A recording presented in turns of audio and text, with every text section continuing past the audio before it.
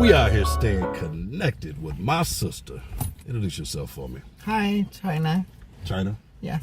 I got one question for you before we even get started. First of all, how do, and I don't know the terminology, how do I identify you, and how should I identify somebody else in the future so I don't make the mistake and offend nobody? So I identify as, I am preoperative transgendered. Then what does that mean when you say the operative part? That mean it means I am pre-op, which means I am working towards my gender surgery below change. the waist. Gotcha. Yeah. Gotcha. So everything else is taken care of, obviously. So, you know, as far as below the waist, you know, above the waist, everything is female. Below the waist, I'm halfway there. Gotcha. So how long is that process? It really depends on the person. It really depends on whether or not what a person's goals are. Some people are content to remain that way below the waist, and some people are content to move towards their gender affirming surgery. And before we get into the journey, which we're not going to really get in depth at the day-to-day, it's just an introduction. And I'm glad you got that out because that cleared it up for the viewers and me. But you was also talking about the disrespect that people get.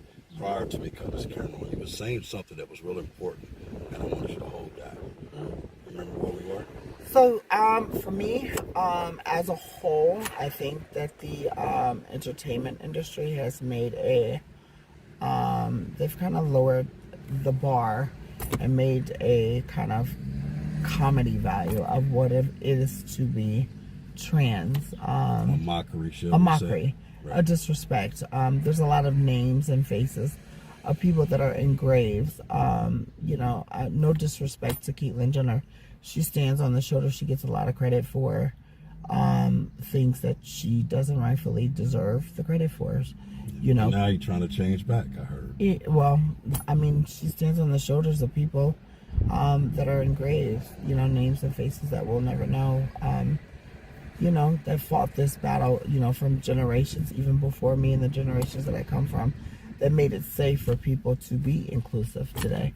You know, all this LGBTQIA.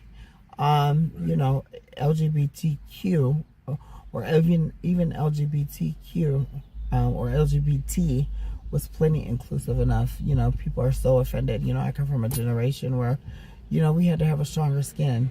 Yeah. We made it safe enough for people now to, you know, walk around to be as you are. And so all this sensitivity today it just seems to be a complete mockery of what it is to be you know, who you are. Yeah. So if you had to say something to the community in regards of not so much my viewers, but just in general on a daily basis about trans, what would you want people to think and say versus the assumptions?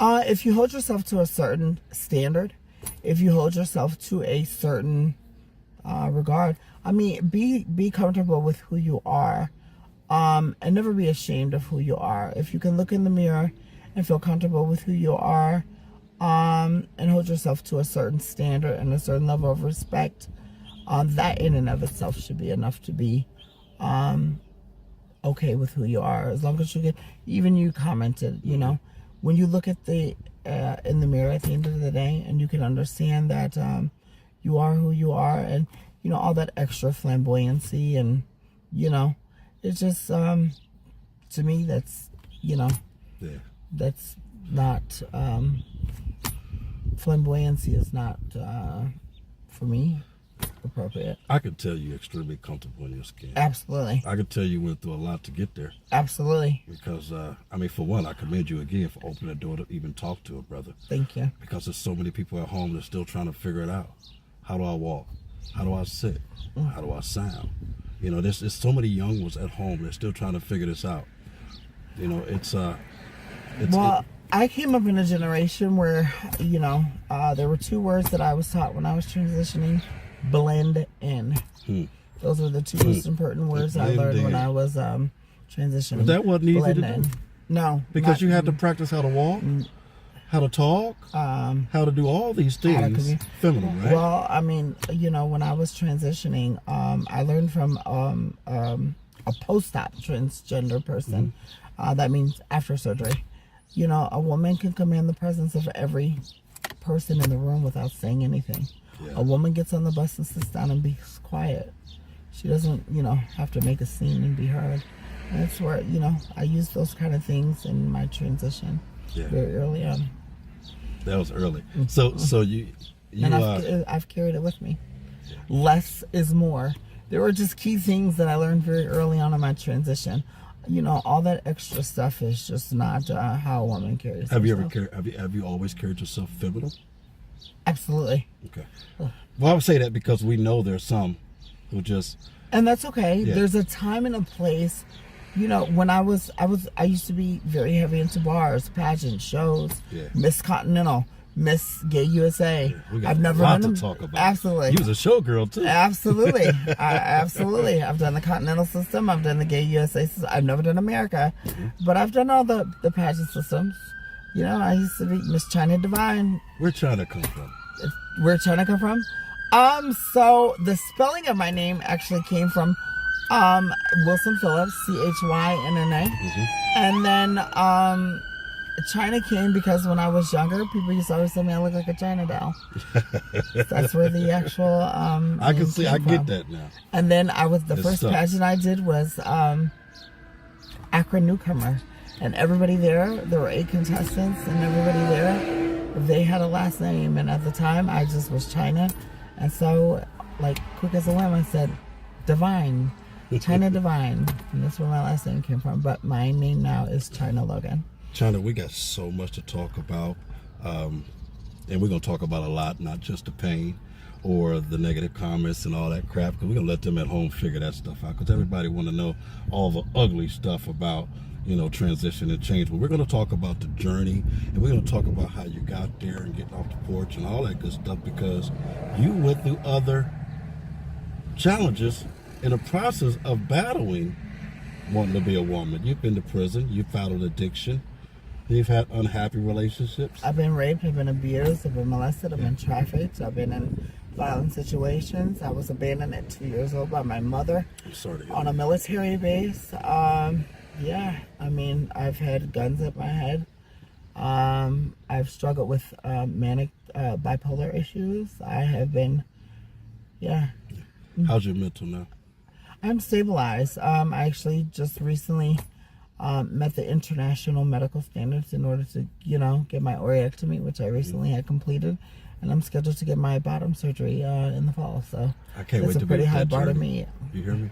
I can't wait to follow that journey with you. Thank you. Because I don't want you to go through it by yourself, for one. For two, who supports China? Who supports China? Who doesn't support China now? I've given my life back to Christ. I have a church. I have a huge support system in the AA.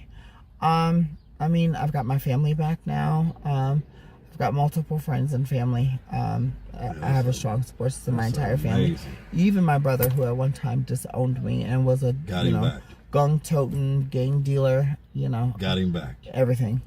Got him back. Yeah. Well, you know what this journey does for so many people that don't think they can get that stuff back.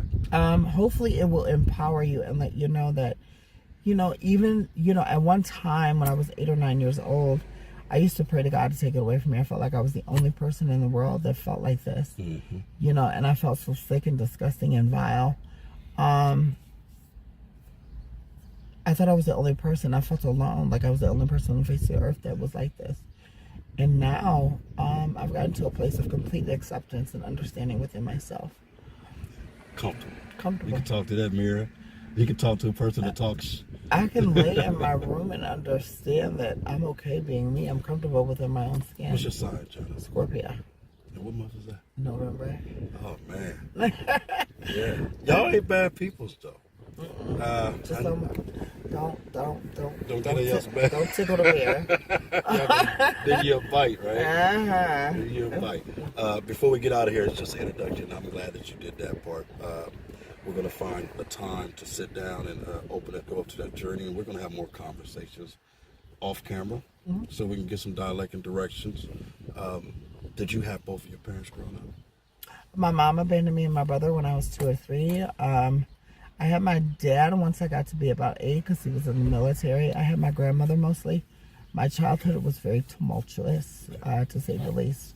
But I ended up taking my family to court when I was 15. Ended up in the custody of a man that was 37. So, yes. You gave me what I asked for. Actually, you told me about mom. I really meant to ask you if you what male figure you had, but you just gave it to me. Mm-hmm. You just gave it to me.